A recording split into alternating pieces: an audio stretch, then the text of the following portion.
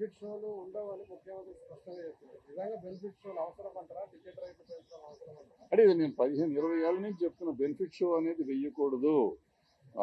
ఏది ప్రీమియర్ షోలు వేయకూడదు. వేయచ్చు ప్రీమియర్ షోలు, మేము వేసేవాళ్ళం. నేను మొగుడు కావాలి లాంటి సినిమాకి 20-25 ప్రీమియర్ షోలు వేసా ఫ్రీగా.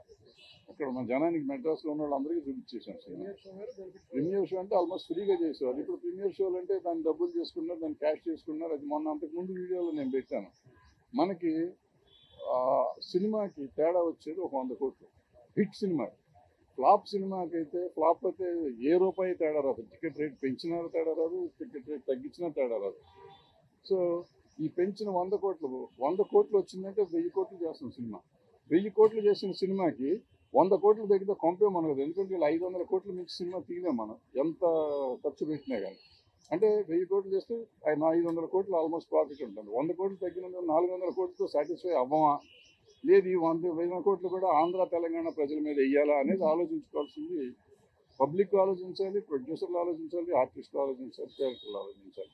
దీనికోసం మనం ముఖ్యమంత్రుల దగ్గరికి వెళ్ళి దేహి అని అడుక్కోవటం అనేది తప్పు అనేది నేను గతంలోనే చెప్పాను, ఇప్పుడు చెప్తాను, ఎప్పుడు చెప్తాను.